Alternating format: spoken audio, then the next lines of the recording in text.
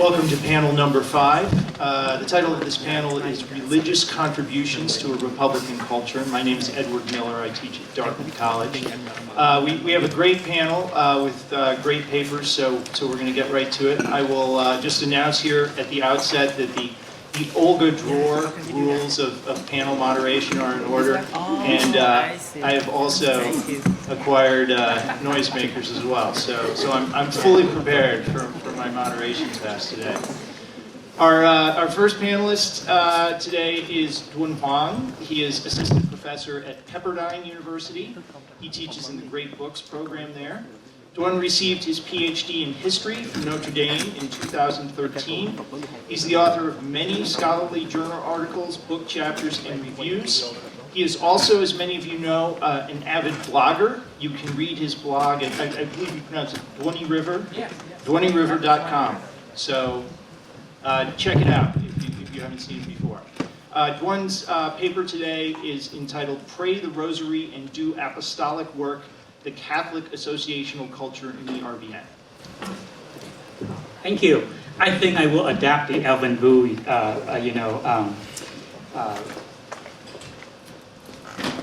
style to kind of give you more of a talk here. Right?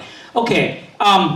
Let me begin by saying that I was somewhat embarrassed when I sent Dung the draft of my paper because it is very, very rudimentary. In my defense, if I may say, the paper designed for this conference has to do with the associational culture, but there is another side to it, the devotional culture, especially Marianism, Marian devotion, that I'm very close to finishing an article to submit to a special issue on Vietnamese Catholicism. So I thought maybe I'll begin there, with something that I have more. And that you may recognize that is a photo of a Marian festival in La Vang in central Vietnam in, I believe that was the year 1961.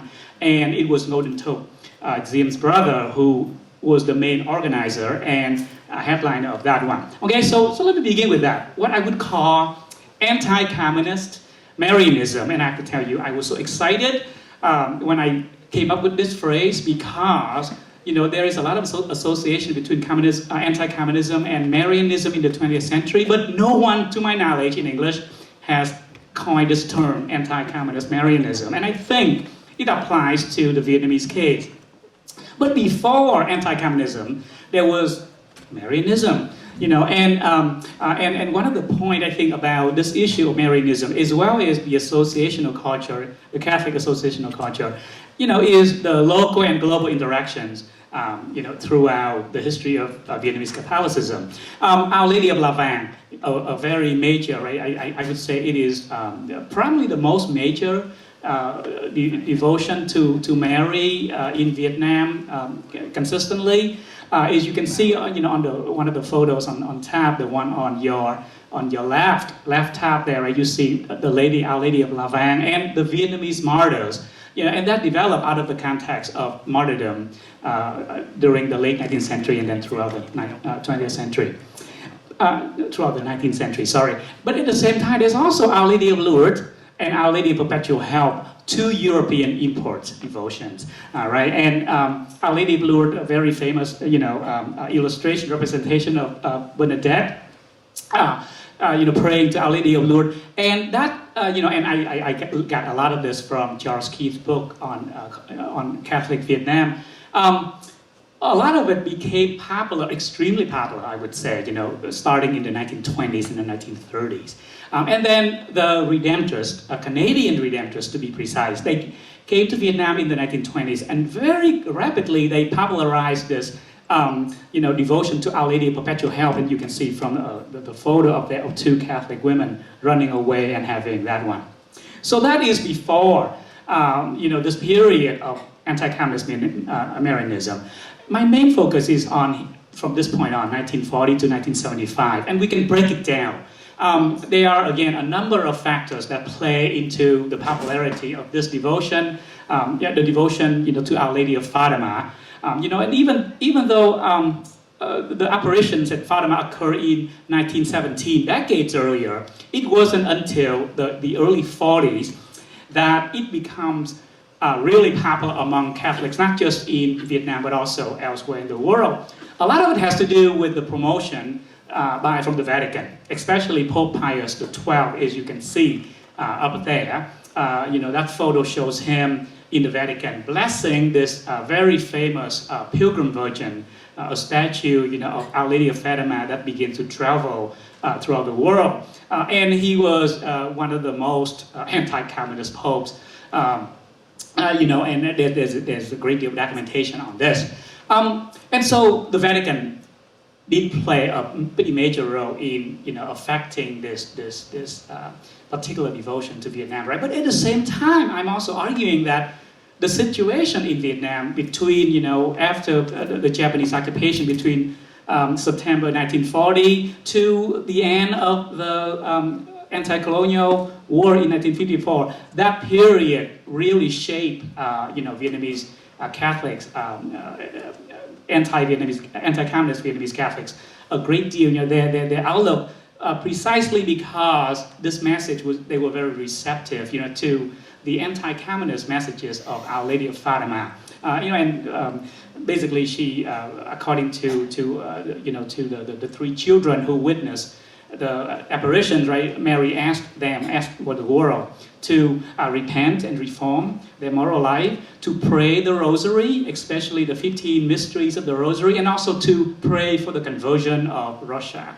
The last one is distinctly anti-communist. And one can argue that the Vietnamese Catholics during this period, some of them at least, they took the ball and ran with it. There were both Vietnamese as well as missionary priests. They spent a lot of time and ink. There was some publication. So there was that bit. Now this one has more to do with associations here too. The theme of the associational culture here. The Legion of Mary. It was a Marian association started in Ireland in 1921, I believe.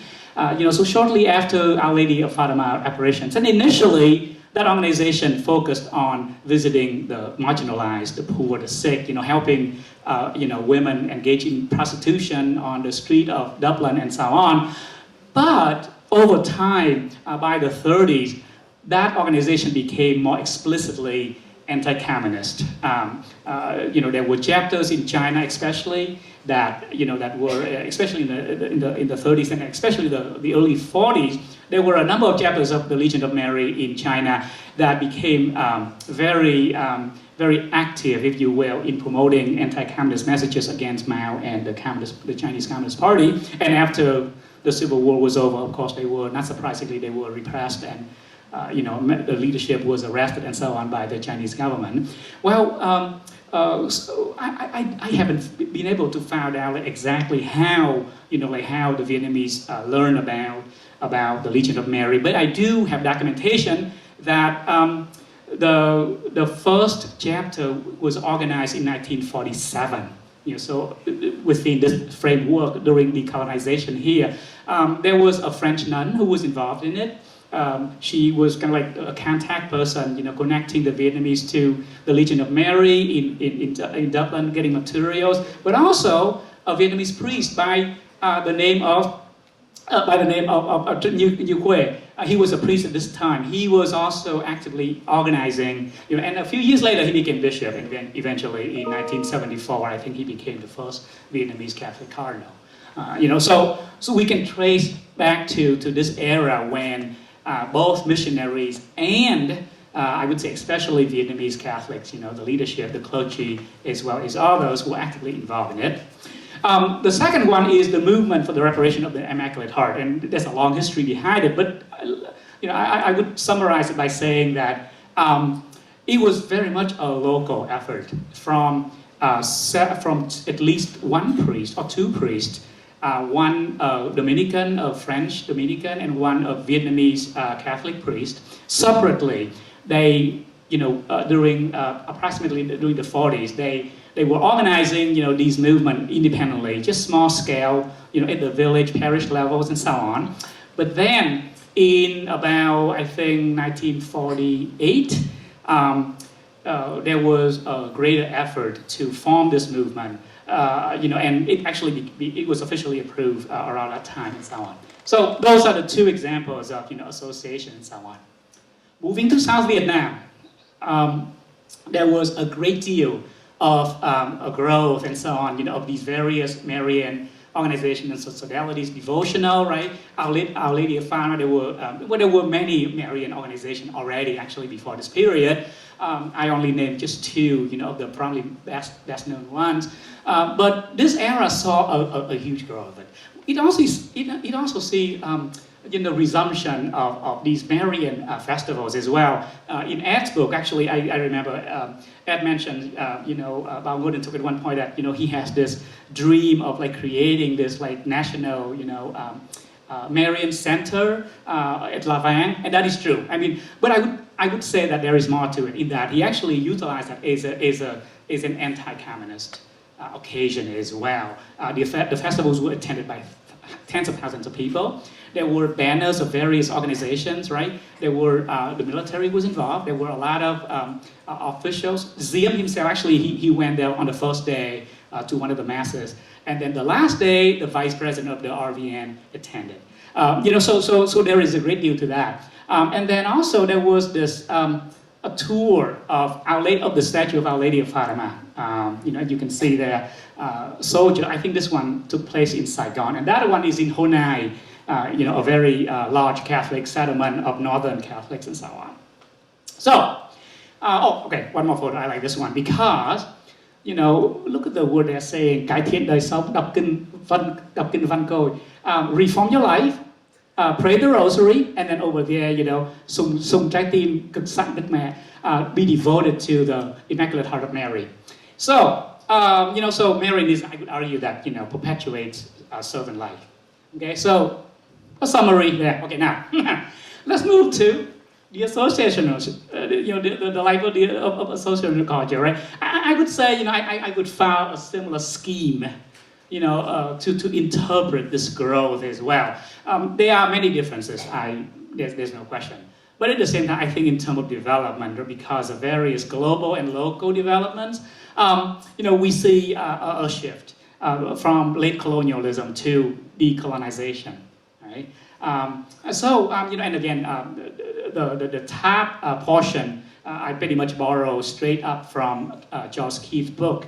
Tranti Lin, she's also working on this as well, especially on the Thanh niên Công giáo. Hopefully she will have more publication about that in the next year or two. But anyway, one of the major, I would say the biggest factor has to do with the movement called Catholic Action. Okay, and that is also like anti-communist Marianism.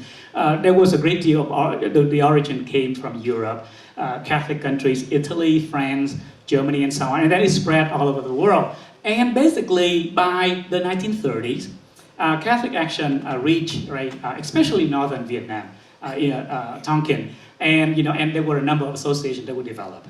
Okay, now moving closer to the period of South Vietnam, right? We see also, as I mentioned earlier, the Legion of Mary. One example of a Catholic Action organization. By this time, it was recognized as a Catholic Action organization. Also, other organizations like the League of the Sacred Heart, which is a Canadian-founded organization, right? It's not Marian. It has to do with the devotion to the Sacred Heart of Jesus. So Marianism is only one aspect of many different types of devotions. So there you go. The colonial era. I mean, and these are the major organizations. There were others as well. All right, and now 1953 saw the official creation of a National Office of Catholic Action, right? And so, and this is a very interesting period, obviously, because of the First Indo-China War. Anyway, the Canadian Redemptorist, he was appointed the director of Catholic Action, and there wasn't much he could do at the time due to warfare, but he did purchase a property in Dalat, and actually that property later became the center for a retreat, training, and so on for many South Vietnamese members of Catholic Action. You know, so maybe not a whole lot going on in terms of Catholic Action organization, but there were development as well. And let me just finish. I have like a minute and a half left, so I'll just show you some photos. You know, and this is the era of national division. I'm focusing on the South, obviously. You know, you see, for example, that is I think that is the Da Nang Hồng Tâm Dung Chi organization, right? You see priests, you see nuns, you see youth, right? Boys and girls and so on, Boy Scout likes, Girl Scouts likes, and so on. Down here is a different organization, Young Catholic Workers in Saigon, and that is the Archbishop of Saigon, remembered. And I think right next to him is, what's his name? Kind of like a left-wing priest, an activist, to something, I don't remember. Nyankan, that's it, thank you. I believe that's him. You know, and so just expansion, you know, a lot of new membership. Some of the organizations reform, you know, and they get new names and so on, but the spirit was already rooted back there. And then there are new ones, like the Blue Army of Fatima, Marian, you know, organization, right? It's actually a U.S. founded organization that, like a South Vietnamese officer, you know, who was studying in Washington, D.C., kind of like stumbled upon it and sort of like brought it back to Vietnam. And then Cosillo, another very popular one that came partially because of Filipino troops. Filipino engineers who came to South Vietnam in 1965 and sort of like introduced it to, you know, the Vietnamese and so on. One more photo. This is a journal, Tông Đâu Giáo Dân, a lay apostolate, you know, in Vatican II. And then finally, just, you know, from one parish here, I'll finish with this one. You know, you see photos of a very brand new parish. And then I just have questions, you know, like to lay out, to think more about in the future. Especially, I would say this is the last one here, right? Local and global religious ideas and movement, right? And republicanism, what does it have to do with it? I don't have an answer to, I'm sorry, but I promise I will be thinking about it. Thank you.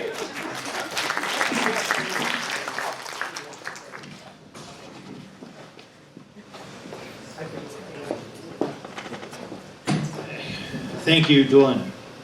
Our second speaker is Adrienne Lehman Joe.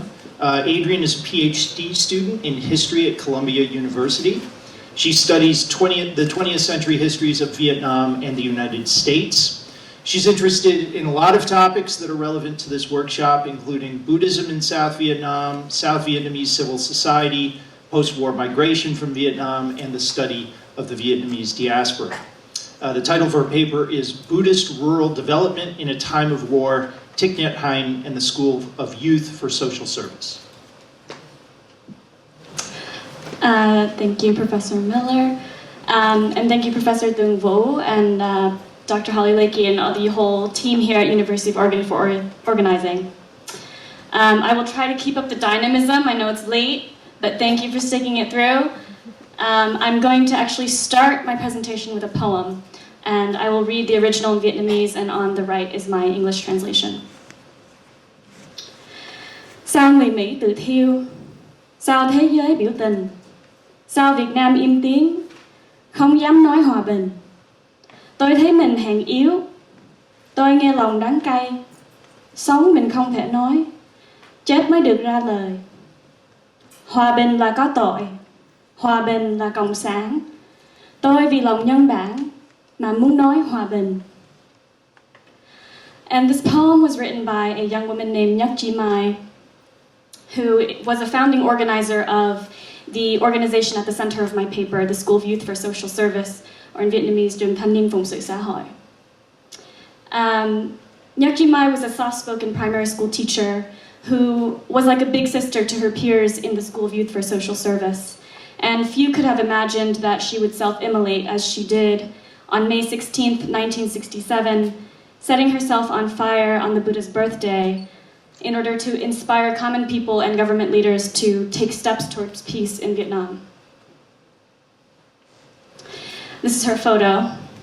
And she was 33 years old when she self-immolated. And Nhắc Chi Mai left behind 10 letters along with a handful of poems, including the one I just read, that speak to the experience and ideals that she shared with her peers and with other Buddhists. She speaks to the labeling and persecution endured by those who called for peace and who were caught in the middle of a war that they did not believe in. "If you call for peace, you're labeled a communist," she wrote. "Only in death can we be heard. Only in death can we say what we need to say." So have scholars and historians heard what people like Nyakchimai had to say? Quick overview of the historiography of the Buddhist movement has focused primarily on two questions. First was the question of what did the Buddhists want through the urban protests between 1963 and 66, which I think the people in this room know pretty well. Second is, where did the Buddhists stand politically? Were they communists? Was the movement infiltrated by communists? There are two big challenges, I think, with the historiography. The first is that it's a major oversimplification to say the Buddhists during this era to begin with. The Buddhists were not a unified whole. There was a wide array of voices active during the war, and we also have to account for the longer history of Vietnamese Buddhism, the different sects and schools within it, and the context of 20th century efforts to revive what was believed to be Vietnam's national cultural religion. A second challenge is the ongoing political tension surrounding anti-war narratives and actors. So particularly this idea of the conflation of anti-war and pro-communism. And with only 2 book-length monographs and a handful of articles on this topic, historians have only begun to sketch an outline of the wartime Buddhist movement. So the research I'm presenting today contributes to our collective understanding in 2 ways. By looking closely at one of the most well-known Buddhist leaders, Nyankan, and the school that he founded, the School Youth for Social Service, it reveals a specific split that occurred within the Buddhist movement and its leadership. It also introduces a facet of the movement that's not yet represented in historiography, which is a youth-led Buddhist movement that was focused on rural development rather than urban protest. And lastly, I think, zooming out, it challenges us to rethink rigid binary narratives about the Vietnam War and the RVN era. The primary sources I'm pulling from are the early writings of Nyankan from the 50s and 60s, which were printed in Buddhist journals such as Phật giáo Việt Nam and Yêu Thơm Quê Mẹ, which I accessed through Tu Viện Hội Quang in Ho Chi Minh City.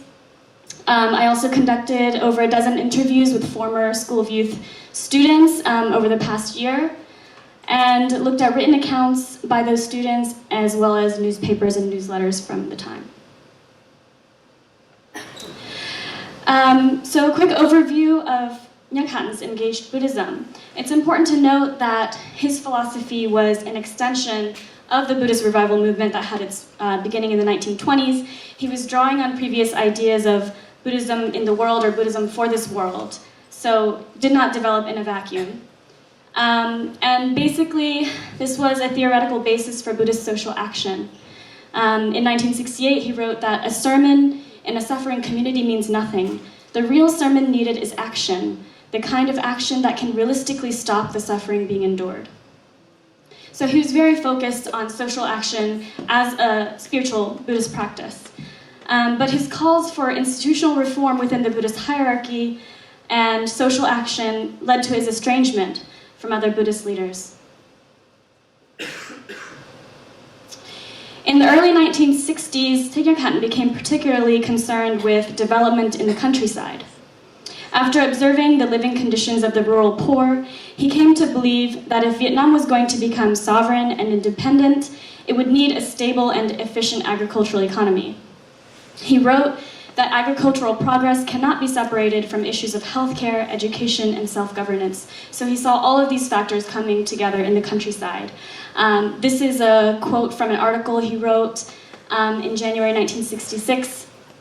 In recent years, I've had to put away some of my books on Buddhism, philosophy, and religion in order to read about community development, farm cooperatives, raising chickens and ducks. So this very bookish intellectual monk turned towards social action and development. So his vision manifested in the School of Youth for Social Service, which was established in the fall of 1964 under the umbrella of Nyankan University, which Nyankan also founded that year. Its mission was to recruit and train college-age students to lead rural development projects in 4 key areas: childhood education, medical care, household economics, and community organization. Nyankan explained that the goal was for School of Youth students to be, quote, equally knowledgeable about social concerns and religious teaching, and to understand effective methods to combat poverty, disease, ignorance, and misunderstanding. The inaugural class of 200 students was selected from a pool of more than 500 applicants. And these applicants came from all over the south, around Saigon and Hue, where Nyankan traveled and spoke at temples, spoke to Buddhist youth associations to recruit applicants for the school. The program consisted of 2 years of coursework with a 1-month training period in between, so like a summer break where you go out to a village and actually practice what you've learned in the classroom, followed by service assignments in villages throughout the south.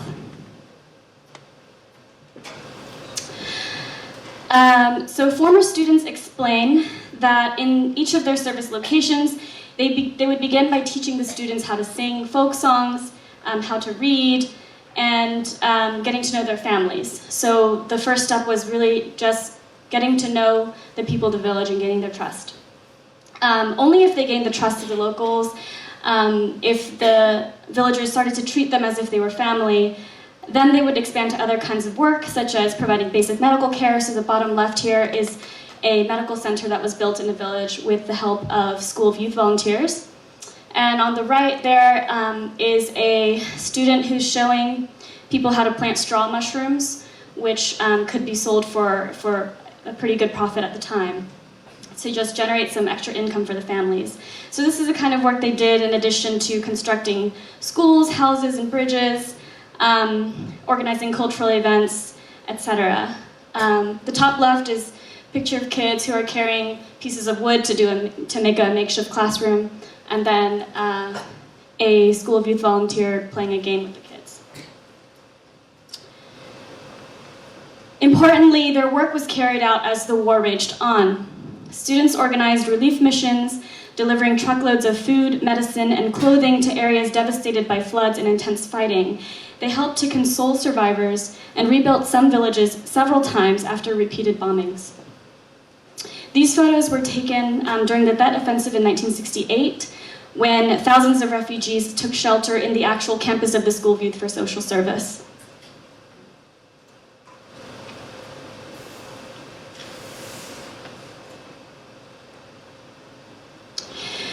Pure intentions and goodwill did not shield the students from the dangers of war.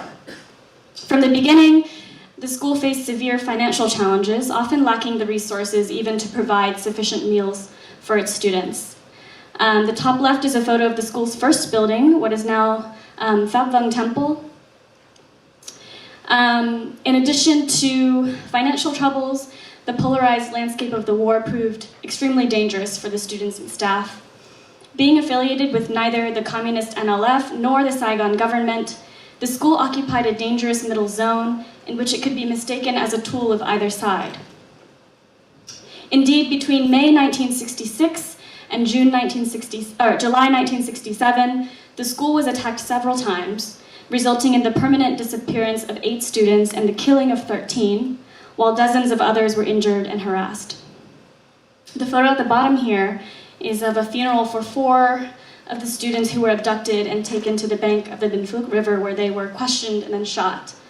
And we only know the story because one of the 5 who were kidnapped survived and was able to escape. The top right shows the school's sign, Dring Thanh Phung Sự Xã Hội, and you can see that they've displayed photos of students who had either been killed or had gone missing at that point.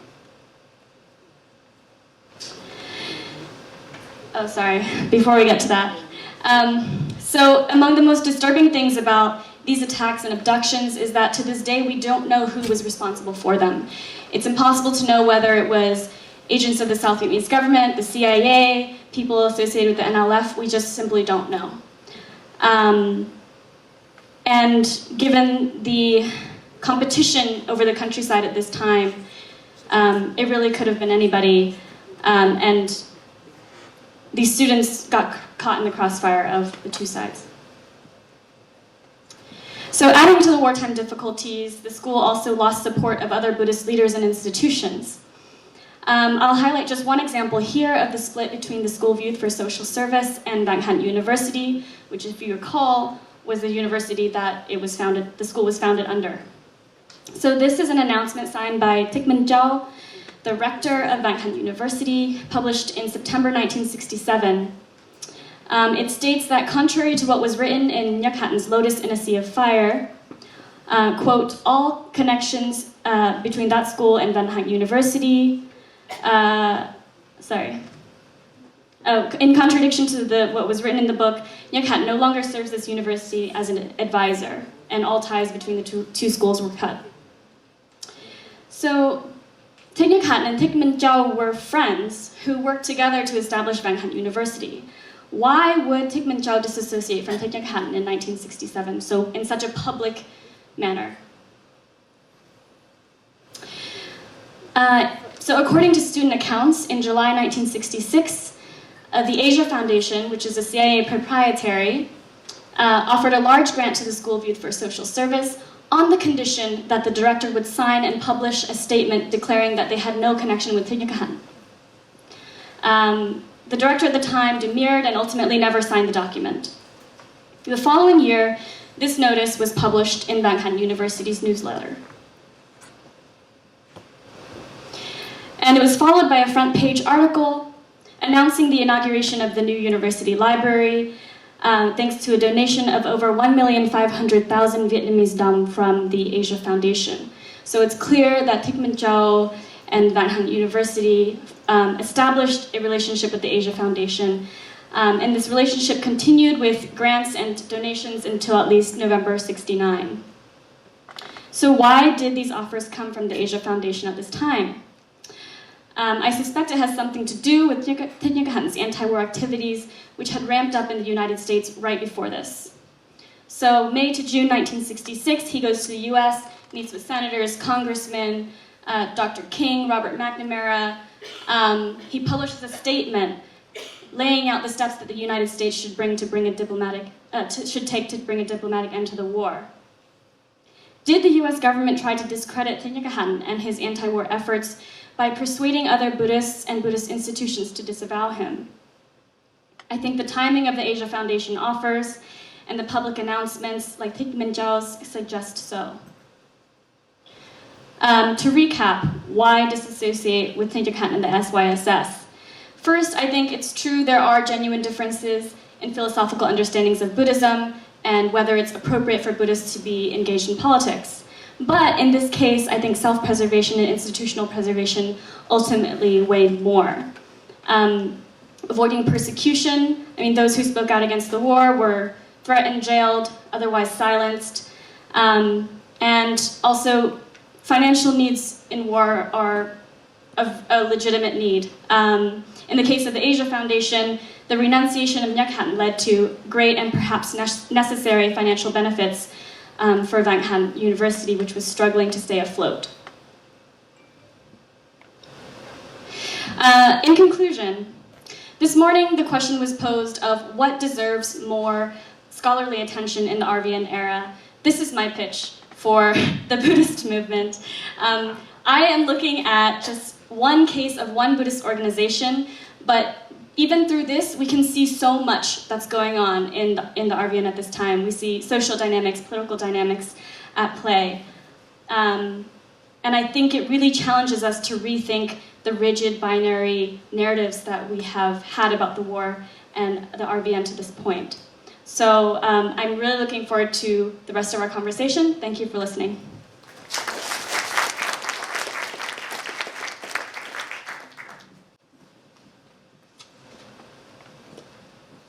All right. The third and final presenter for this panel is Professor Wynn Wilcox. Wynn is Professor of History at Western Connecticut State University.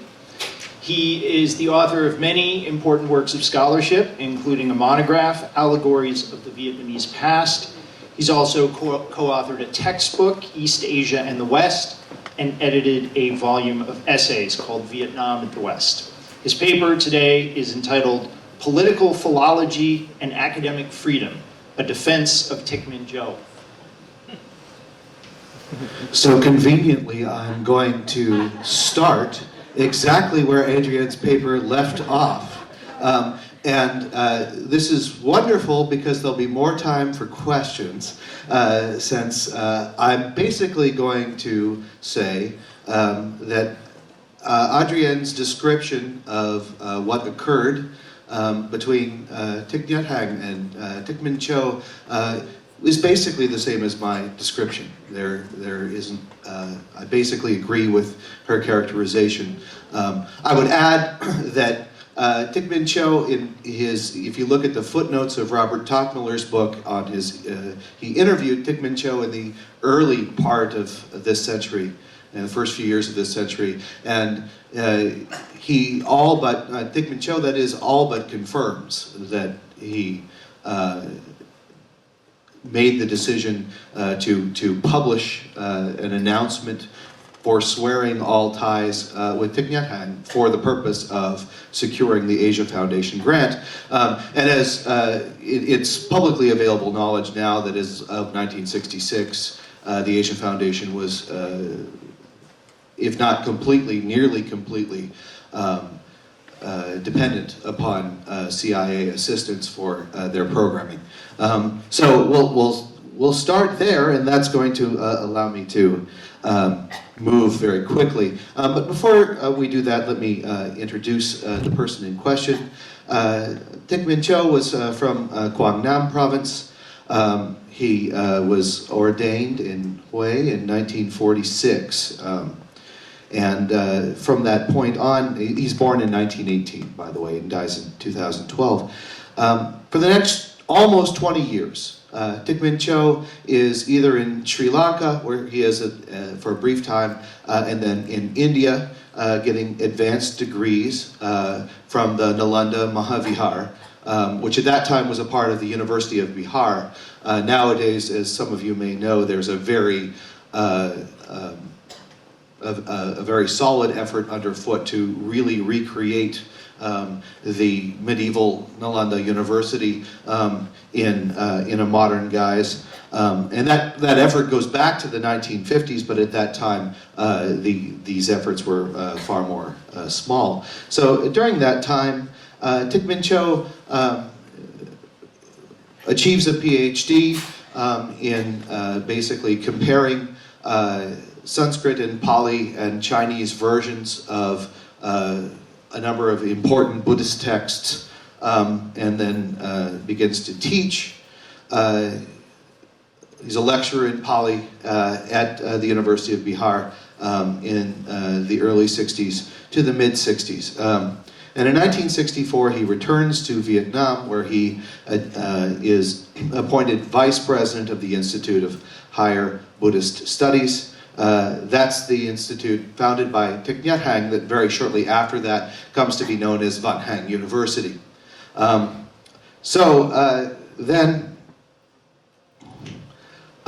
here it is, by the way. I should mention also that upon becoming vice president of the Institute of Higher Buddhist Studies, and then shortly thereafter becoming rector of Van Hang University, one of the things that Thich Minh Châu does is try to create, to make Van Hang a sort of center for intellectual production. He organizes, runs the finances of, and edits the journal Tu Tung, or Thought, and he also creates an English language version. First, it's the Van Hang newsletter, which you see here, which is sort of it's just a tiny bit of translation of what's going on in Tu Tung, and then the rest of it is basically an incessant call for donations. which should be familiar to anyone who's ever been a university administrator. But then later, as they begin to get more money, which is a story we've heard a little bit about already, that's translated into, it expands into Van Heng Bulletin, which is actually a more substantial translation of articles from Tutung. One thing that's interesting about this, which is kind of an aside, is they avoid including or translating most of the articles on European thought, which I find very interesting. So European thought is only for the Vietnamese audience, and Vietnamese thought is for the European audience. But in any case, these particularly the Vietnamese Bulletin has a very important part in the intellectual life of the Second Republic. So we've already heard the story, and you know what's important about Thich Minh Cho in the existing literature is his participation in this very important event. As we look at Sophie Quinn Judge's book and the memoir of Sister Chan Kom, who is the head of the student union at the SYSS. The most important thing that we learn about Thich Minh Cho is that he makes this decision essentially to dissolve the student union in 1966 and to sever ties with Thich Nhat Hanh. And so what's interesting about this is that Thich Minh Cho is very clearly for peace. The Vien Hoa Dao earlier in 1966 issues a statement about this, and he is at that conference and he supports that statement. Here it's fairly clear that he decides to make a deal in which he takes CIA money and takes the conditions for that. So this paper is mostly a defense of that action. And here's what I'm arguing. I'm arguing that that decision was made as part of a coherent philosophy, which was a political philosophy that Thich Minh Cho had. It was an academic philosophy, and it was a Buddhist philosophy. And he saw those things as being completely indistinct from one another. That what made a good academic was the same as what made a good university administrator, was the same as what made one a good philosopher, which was the same as what made one a good philologist, a good studier of texts, which was the same as what made someone a good political actor. What does that mean? Essentially, he thought that the essential problem that existed around the world and in Vietnam was the problem of producing peace. But, we'll skip through this because you've already seen these things. I'll go to here.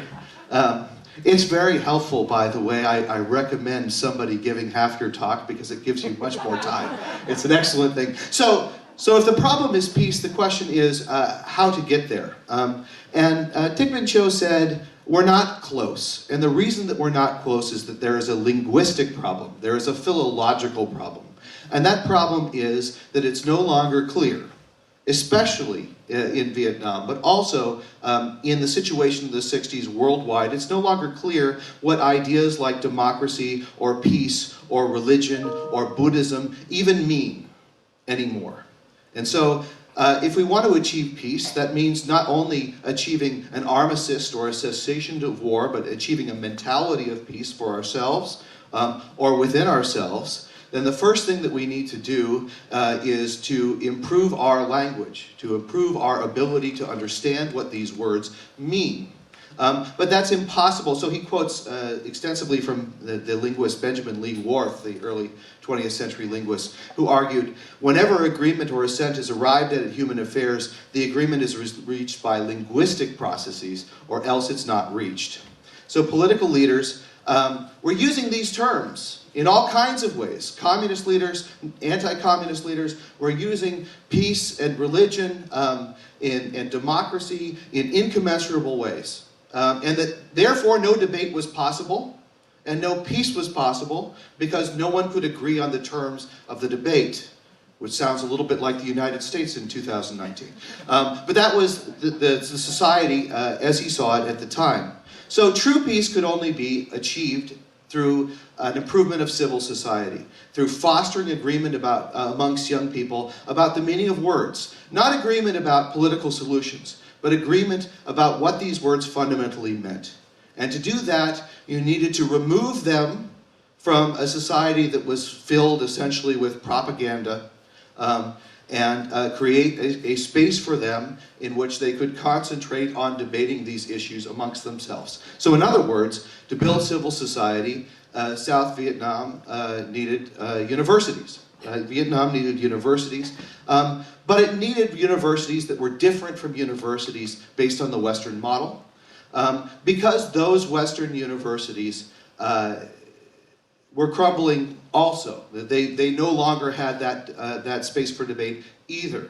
And that's where a place like Nalanda came into focus, so that if we could create a Buddhist university that, first of all, emphasized the principle of right speech, as Thich Minh Cho understood it, emphasized principles of self-cultivation, then we could improve upon the problems that existed in U.S. universities.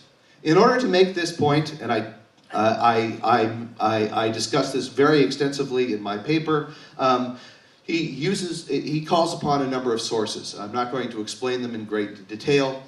First of all, Buddhist sources, the Dhammapada, which was a source that people would be familiar with, and he uses this source briefly to attempt to explain the idea that one needed a certain kind of self-discipline and self-cultivation to get to peace.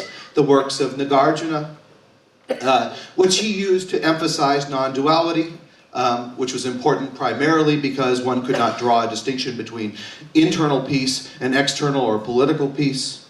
He used the example of the Emperor Ashoka and the Battle of Kaling, chiefly to say that a political decision could be achieved through a personal realization of the consequences of one's action. So that Ashoka's decision was not ideological. For Thich Minh Cho, the Emperor Ashoka famously converts to Buddhism after seeing hundreds of thousands of bodies on the battlefield in Kaling, which one sees right here. And so this kind of idea, he thought, based on the model of Ashoka, was possible. He also relies on continental philosophy, Kant's perpetual peace, primarily to say that there's a difference between philosophical and moral principles which can be defended about peace, and a political desire for an armistice, which he saw as being inherent in the Paris negotiations, that people didn't want peace, they wanted to be credited for creating peace, not for peace itself. He relies essentially on as existentialist philosophy, in particular from Karl Jaspers and Gabriel Marcel, and from the humanistic philosophy, psychology of Erich Fromm. And finally, he argues that this kind of peace needs to be attained by proper education, using Plato and Ralph Waldo Emerson as the major models here. The key was not to lecture like I'm doing now, but rather to inspire students by doing something different, which is what he called for. So I'm saying that I think that this is defensible, and in order to make this point, I'm just going to very briefly then read for my conclusion, as a conclusion to this paper. So returning to our initial question, we can now consider anew whether building Vân Hành University justified the distasteful nature of what could be considered its inaugural act. Reasonable arguments can be made against being an apologist for this act. One might say that the ends of achieving peace through education cannot possibly justify the means of taking money from the CIA, insofar as those ends were not achieved. Vân Hành University students didn't end the war, and after 1975, the university is closed down. It can also be argued that this founding act contradicted many of the principles that Thich Minh Cho was trying to inculcate.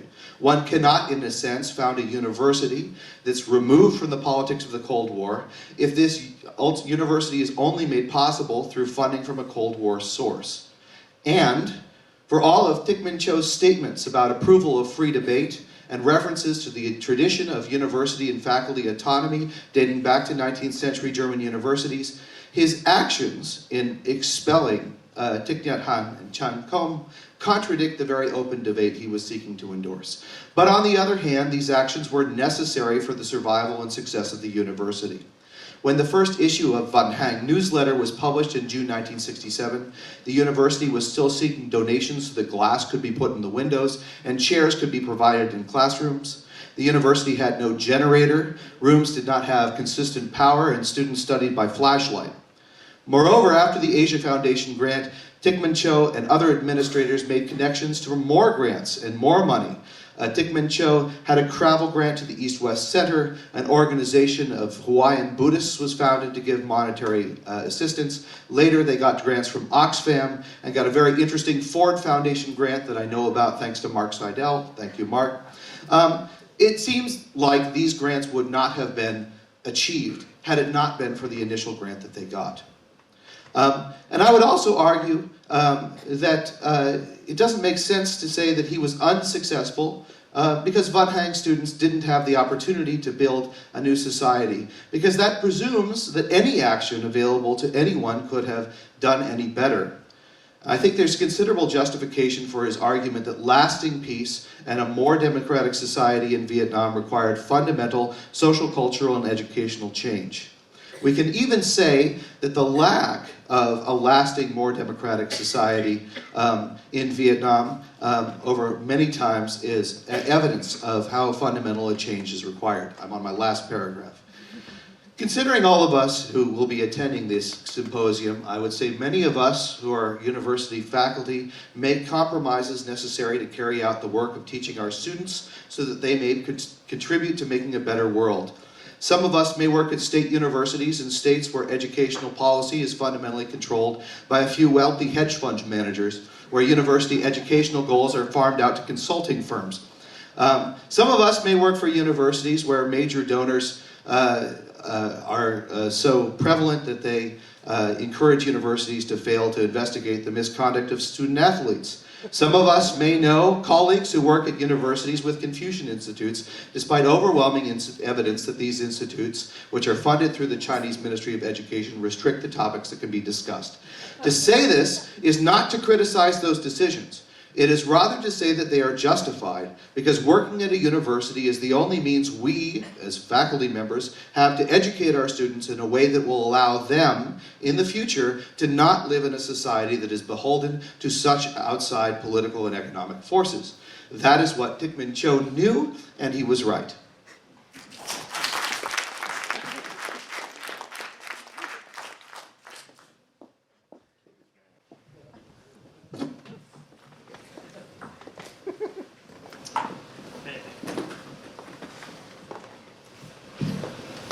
Thank you to all three panelists for three excellent presentations.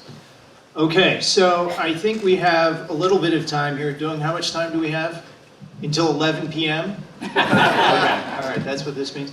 So we'll have some time here for questions. So if you could please identify yourself and your affiliation before asking your question, and also please make sure you have a question. That's very important. Okay, so we'll start here with Olga, and then Mark in the back, and then we'll come over here. Oh, wait, no, sorry. Martina. Oh, sorry. I've got the mic. You've got the mic. Sorry, Martina Wynn, Baruch College, CUNY. This question is for Don. So you said at the end of your talk that you don't know the connection of your talk to republicanism, and I'd like to help you brainstorm, if that's all right. Okay. And with the question, is he? Oh no, of course, no. This is a comment and leading to a question. So I reading, listening to your talk about anti-communist Marianism, I'm reminded of. I thought back to kind of my orals reading as a graduate student in late modern Europe, and a lot of the readings that I did on Marian apparitions in 19th century Europe. And the sort of commonality of all of these seems to say that Mary and her devotees seem to crop up in moments of intense secularization. So, for example, Lourdes is a response to the Third Republic's, the word republic, the Third Republic's war on the Catholic Church. Marpingen, the apparitions are a response to Otto von Bismarck's Kulturkampf and German unification.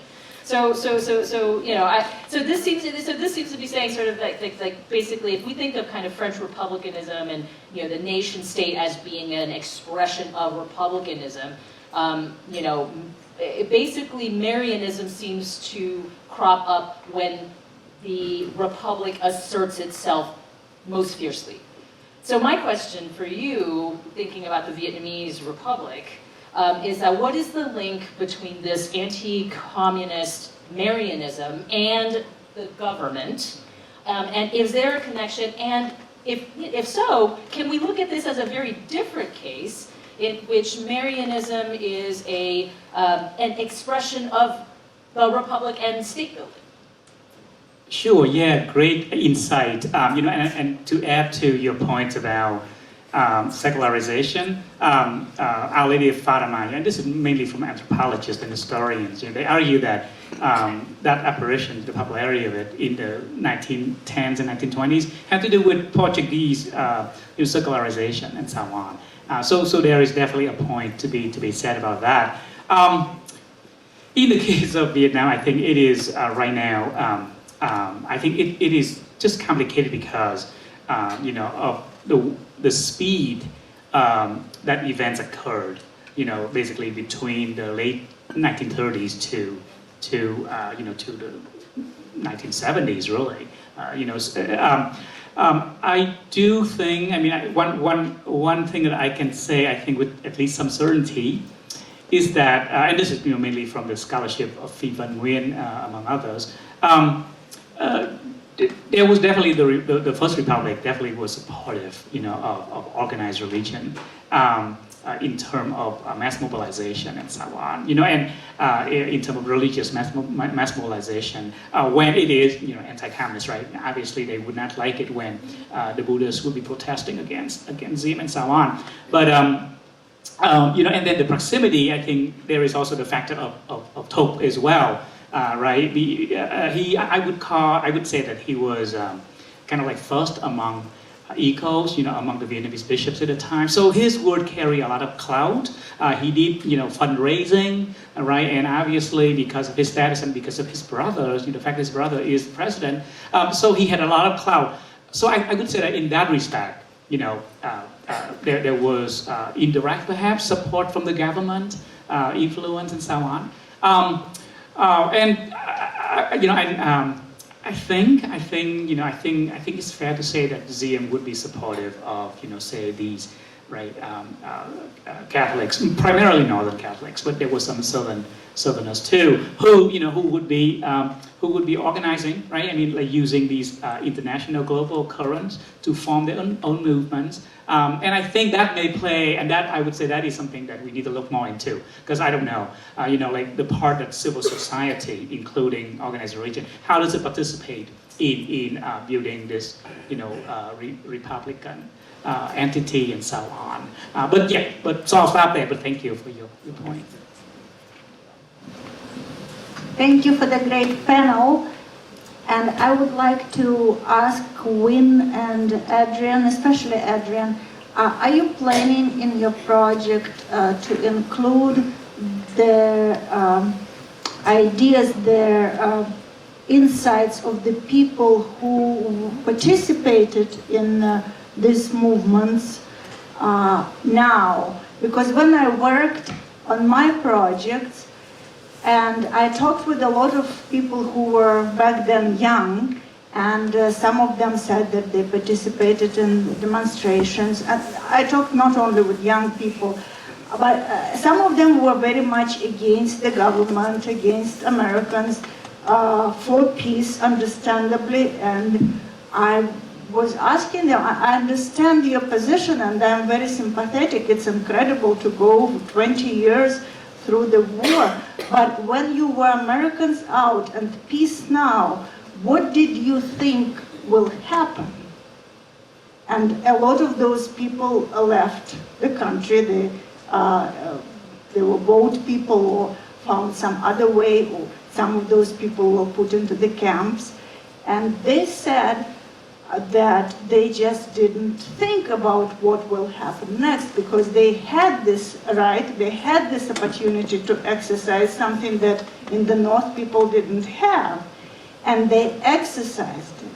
And it was right for them to do so, because this is what the country was trying to build. But I think, do you think that it would be useful for you to have the insight from now, back then? Thank you, Olga. Yes, so interviews with former students who were involved in this movement are a huge part of my project. And it's true, in retrospect, people always develop different interpretations of their beliefs back then. For sure, a lot of people have told me, you know, I was naive, all I knew was I just didn't want war anymore, I didn't know what the outcome would be, I just wanted the bombs to stop. Which is not an illegitimate thing to feel, right, as a young person living in a country that's been at war for 20-some years. However, I think that sometimes people don't give themselves enough benefit in retrospect. In the case of Nyankan and his proposal that he published from Washington, D.C. in 1966, I think that he was actually very thoughtful about the steps. He didn't call for an immediate withdrawal of U.S. troops. He called for a gradual withdrawal that would have enabled negotiations, that would have enabled a smoother transition than happened because the war was fought to the end. So yes, to answer your question, I do think about those things. Yeah. I think I have left to say, yes, I will have to do interviews as I go on, even though I much prefer reading text than talking to people, which is why I usually work on the 19th century. But yes, I'll have to do that. Dickman Cho, in his particular case, he obviously was not calling for a U.S. withdrawal, and he's dead. So for this particular paper, yeah. I've known Wynn for about 20 years, and he's never had any problem sharing how he feels. Mark, you don't have the microphone yet. E has the microphone. Then we'll go to Mark. All right, quick question. This is for Wynn. The question I have is that since you're dealing with associational culture, something that I sort of wonder you can talk about is sort of like how Catholicism changed after the Second Vatican, and this happened in, you know, with the death of Yin, right, and the rise of civil society. I wonder you can talk about this sort of if there was a change in the way in which politics was approached. The other one is that so I was wondering if you could if you were going to extend beyond the Republican era, because a lot of these religious organizations are reproduced in Vietnamese America, right? Especially like if you're growing up Catholic, you're probably going to end up in Nyankan and whatnot. And sort of like, are you thinking about exploring the way in which these things are being reproduced? Because those are very, very evident and, you know, vivid, you know, examples. Yeah, definitely. To answer the second question first, yes. The funny thing is actually I began, you know, my focus actually now is on Vietnamese Catholic refugees, actually in 1975 to 1990 approximately. You know, I call that period, that is when they have an exilic identity. That's kind of like the focus. You know, and then Vietnamese Americans shifted to a transnational identity approximately, you know, sometimes during the 1990s to today. So yes, definitely, I definitely am working on that as well. On the first question, I would say that, definitely Vatican II played a huge role. To what extent, I'm not quite clear yet. I need to read, I think, more materials. But definitely, I mean, it changed how, right, Vietnamese look at themselves. in terms of their relationship to the church, their relationship to God, through the liturgy, for example. Liturgy is massive. I mean, massively significant for the Catholics for a long time. And Vatican II, was when there were a number of changes. For example, the priest used to face the altar, right, when he was saying mass, and now he could face the congregation. And then that's one example. The shift from the Latin language to the vernacular language. That's and the Vietnamese, as far as I can tell, they welcome that very much. There was a lot of changes in music. Liturgical music actually was, undergoing enormous shift in the late 60s and early 70s. There was choral training, like real musical training of choir master. So in terms of liturgical associations, there is definitely a direct impact, from Vatican II. And briefly about the other stuff, yes, the emphasis on lay apostolate, occurred already well before Vatican II, right? In fact, to go back to Martina's question earlier, for a long time, I would say from the late 19th century to the 1940s, the Vatican's, and a lot of the European hierarchy's position was against secularization. And then it shifted in the 1940s to anti-communism became more important. Communism became a greater threat than secularization. Yeah, so there was that shift in emphasis, and I think organizationally, a number of organizations also shift their direction because of that.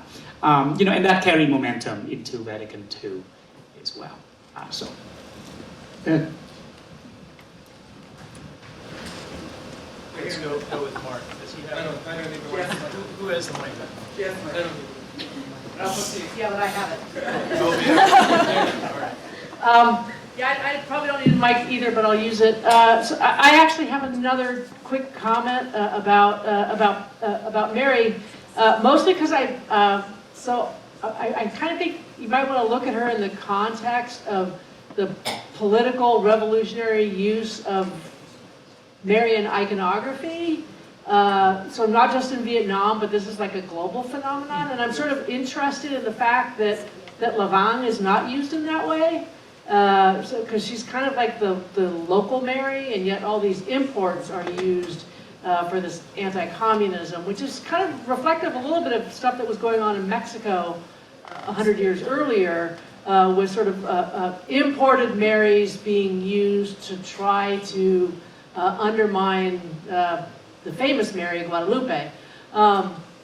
So that's kind of interesting to me, but also I think that it strikes me that and I like this idea of sort of, the anti-communist Marianism, but that really reflects sort of global anti-communism, not just Catholic, but also Billy Graham. The United States adds under God to the Pledge of Allegiance this spiritual war that's happening in Catholic bishops in Latin America and the United States.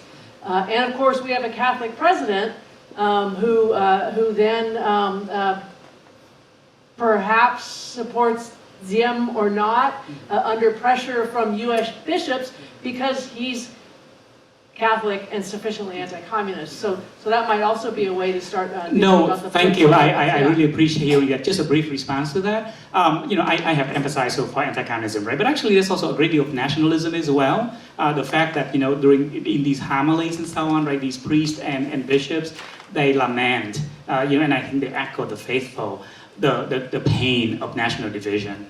So they deeply desire. Right. So alongside of anti-communism, they deeply desire national union eventually. Rhetoric can only go so far, right? Was there an opportunity for the two sides to compromise? They may take it. I would argue. So yes, thank you. Finally. That's right. For Adrian and Wynn, the question of the split between the university and the school and the Asia Foundation grants are, at least to some degree, at the center of both of your narratives. And I think it's, and I don't recall from the papers, so you may have already covered this, I think it's worth very careful look at what the Asia Foundation was doing at that point. Rather than assuming a certain causality, having a look at the Hoover Institution papers, in case you haven't done that, to see if anything there talks about what the Asia Foundation was doing, particularly with the university at that point. And there are still, I don't know what shape they're in, but there are still Asia Foundation personnel from that era who have not died yet. And who just from my contact with Asia Foundation personnel over the years, are generally willing to have some conversations about what happened. The only reason I raise it is because assuming a certain causality in terms of the Asia Foundation pushing something and then a split occurring, that may be the case. No one doubts the links between the foundation and the agency in that era. But the foundation was also a foundation. And so I would make sure that you have, if you want to talk about a certain causality there, I'd try to make sure you have as much information as possible, either from the TAF archives that are at Hoover, or even better, talking with people who were literally on the ground doing that programming at that point, if they're still available.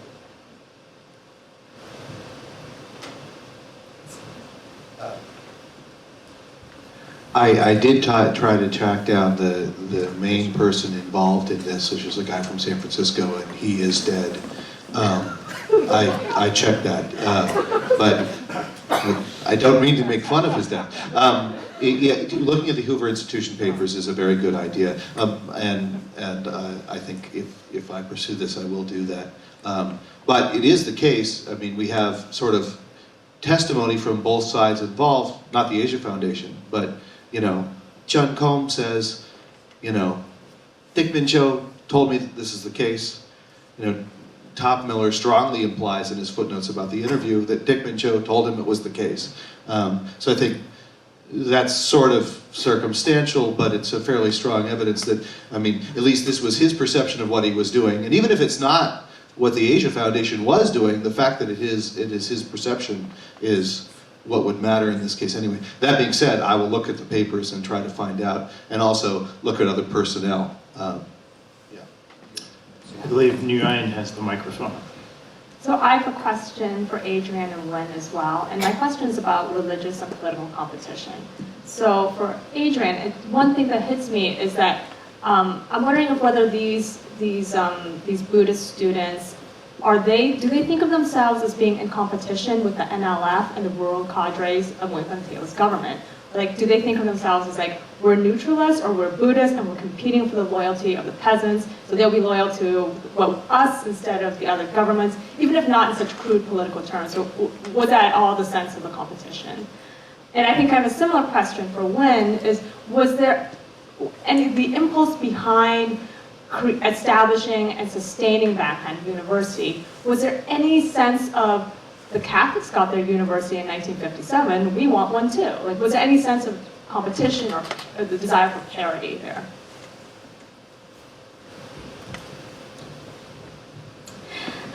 So on the question of, were the School of Youth for Social Service students in competition with other rural development initiatives at the time? I would say definitively not, based on my interviews with them. They were very much focused on just what they were doing. They knew there were other efforts happening that may be successful in some places and not in others. Nyankan did have critiques of the strategic hamlet programs, but I don't feel that really trickled down to the students themselves. I had one person actually tell me that he was pretty sure they worked side by side with NLF cadres in some places. But these people didn't say, hey, I'm with the communists. They were just in the village doing work and living there. So I don't believe that there was any political competition. There is some academic competition. I don't know about the founding. That's a different issue. But certainly there's something to be gleaned from the difference between the sort of inward-facing discussions that Dick Mincho has about why it is desirable to build a Buddhist university specifically, and the sort of outward-facing English language discourse about how Nyankan is this representation, that it provides a good representation of Vietnamese culture and that it's divorced from politics and all of this, to sort of, which I think is designed in part to external granting agencies and that sort of thing. So in that sense, I think the answer is yes. Next question is right here. Yes, my name is Quan Phan, and I do have a question for Ms. Lemon and also the professor. One of the tenets of Orthodox Buddhism is that the respect of life in all its form, including the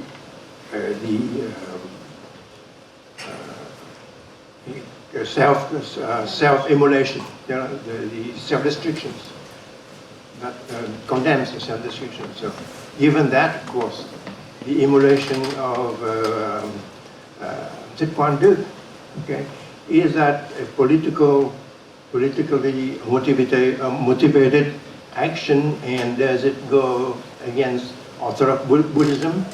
And in that case, then, is that a religious action or a political motivated action?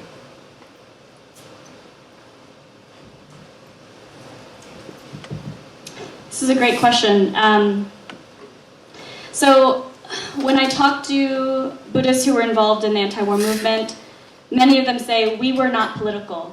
We were against the war, but we were not political. So it's important to know that people have different definitions of what is political, right? So in our case as scholars, do we consider an anti-war movement fundamentally political? I think yes, generally we do treat it as a political action.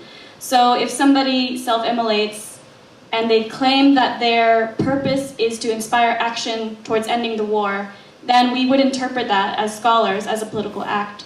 However, it is also a religious act.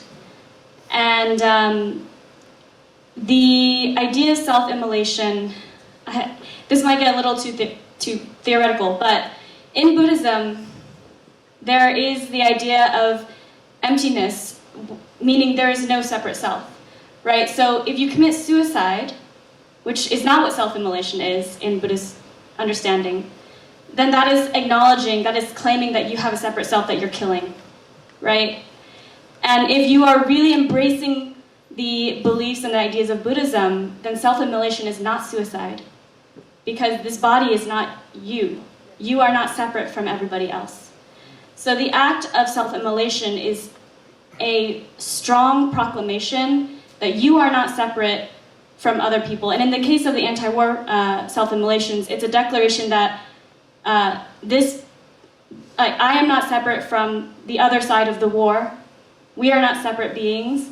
We are all one. And through this act, I am enduring extreme physical pain to make that statement known. Right? So that is the connection between the Buddhist philosophy of it and the political act of it. I hope that's clear. Sounds very evangelical, but I don't know whether I just want to add that obviously, people, appeal to, there's maybe the most famous of the Jataka tales about the previous Buddha who, gave himself up to the tiger for the purpose because the tiger needed to feed her cub. And then there's that story from the Lotus Sutra, the immolation story there. So there's this textual benefit. I think, but a reasonable question. So if the purpose of self-immolation is to show your complete non-attachment to the self or to the body, then does the fact that is inspired in part by a political act contradict that non-attachment? Is a very deep philosophical question. Because in a way, is a political act for you or is it for the world? It depends on how you define the political act. Dick Mincho, as far as I know, did not write about that, so I don't, I haven't encountered his particular thoughts on this action. But as you know, there's been self-immolations long after the Vietnam War. There's the case of the Tibetan monks. There's many people in the United States, even in the 60s and 70s, particularly. I guess that's all I have to say about that. Yeah, I've got the mic. Over here. Where is Peter. Okay. This is another question for Adrienne and Wynn. Superb papers, both of you, by the way. My question is about the killings of the Bunheim students, which you didn't link in any way to the split, but it strikes me that they easily could be linked if you believe that the killings, as you suggested, three possibilities. If one of those possibilities was the students were killed by the CIA, then if the CIA is giving money, that would seem to be a significant thing. So I'm curious what more you can tell us about the killings. Your story that someone survived and yet had no idea who did the killings seems a little hard to believe. I mean, people must have some opinion about it. Can you give us more insight into the discourse around those killings? And if Wynn has something to add, I'd be happy to hear that too. Yes, absolutely. So in the paper I submitted for this conference, I lay this out in more detail about each of the events that happened. But there are theories, right? Students who were survivors of these attacks have theories of which side the attackers came from. The reason that I don't put that didn't put it in my presentation is because there's no way we can confirm that. It's just a feeling of what these people who witnessed the acts think, right? Like the people who captured the four who were shot at the riverbank. We know that the captors were male. We know that they were wearing just regular clothes. That they weren't in uniform. We know that they asked, "Are you with the School of Youth for Social Service?" "I'm sorry, that means we have to kill you." That's all we know. And so I'm hesitant to draw any conclusions based on these feelings or, opinions of people who lived through it. Even though in certain instances they said, I'm pretty sure it was communists, I'm pretty sure it was, CIA. I'm just not comfortable drawing that conclusion. I don't mean to undermine my own argument, but if you wanted to make an argument that it was, that there was some CIA involvement, maybe the worst thing that Tikman Chodad did in this period was that he referred the student union leaders to the Saigon police, and he made a statement that he didn't know whether Thich Nhat Hanh was a communist, but he knew that Chan Kom was. Something to that effect, which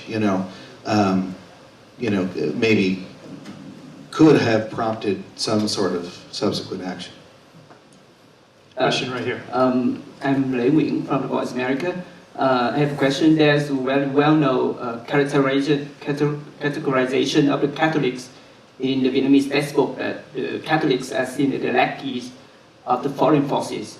First, they cooperated with the French in the invasion of Vietnam, and later on, they are more welcoming to the American intervention into the country in the name of fighting the communists. But on the other hand, the Buddhists, they are more like antagonistic to the foreign intervention. So my question is there like a very clear characterization of the Buddhists and the Catholics in terms of how they perceive the foreign intervention? Thank you. Okay, very quickly. I would say that in the late 19th century, the Catholics did welcome to a degree. I want to qualify, this is a very gray area, because French colonization, a lot of Catholics didn't agree, Vietnamese Catholics, right? In fact, a number of them eventually joined, became resistant to French colonialism in late 19th century. But because of anti-Catholic persecution, in the 1880s, I imagine that they felt some relief when that came to an end because of colonialism in the central area. And then the Americanization of the war. I think from at least from some of the newspapers that I've seen from the '60s, there was definitely a wing of South Vietnamese Catholics who welcomed that, right? I mean, they were not the only ones, but certainly that is true. Now, it changed later on, because there were Catholics who became very active in anti-American activities as well. I don't know about the Buddhist side. Maybe you can.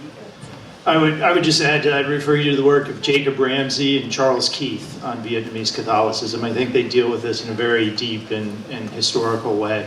We have time for one more question. We'll go right here. My question is addressed to the two relatively quiet panelists here. Do we have any quiet panelists here?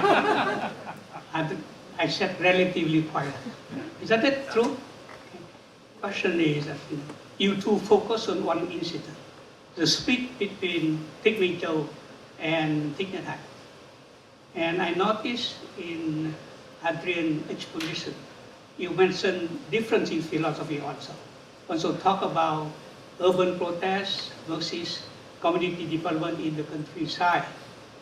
So therefore, I'm wondering why you left out two prominent monks at the time. Thích Âu Quang and Thích Chi Quang and Thích Minh Châu, Thích Thanh Minh, the two guys. So I wonder why you deliberately leave it out. For Dr. Wilcox, I want to ask question is this. Thích Minh Châu received money supposedly from CIA, but Thích Minh Châu also get financial assistance from the government of Vietnam in terms of land. That doesn't make that Thích Minh Châu become pro-government. He did not. So that the input you mentioned. But you also mentioned another thing that I'm curious. The split with Thích Minh Châu and Thich Nhat Hanh, and in that communique or press release, they mentioned specifically about Thich Nhat Hanh. But in your presentation, you also mentioned that they denounced not Thích Minh Châu separate the Ban Hanh University from Thich Nhat Hanh and Trần Không. Why Trần Không is so important? So Chen Kong is important because she is the president of the student union, and they dissolved the student union at the time. Basically, that actually happens a little earlier than the explicit sort of declaration that Thich Nhat Hanh is no longer an advisor. But that's the reason. As for your point about the various sources of funding of Van Hang University, I agree with you. That is a good point. On the question of leaving out other prominent Buddhist leaders, this is just one paper, and I had 15 minutes, and so I will use the excuse that I didn't have time to talk about them. But in my larger project, I will, for sure, talk about the many different, well, I don't know if I can talk about all of them, but I am aware that there were many different characters who held different beliefs regarding Buddhism and politics. But they just weren't the focus of this paper because I was looking specifically at one organization, the School of Youth for Social Service. And then within that relationship, Thích Minh Châu and Thich Nhat Hanh were the two leaders who needed to be discussed. Please join me in thanking our three panelists for fine presentations.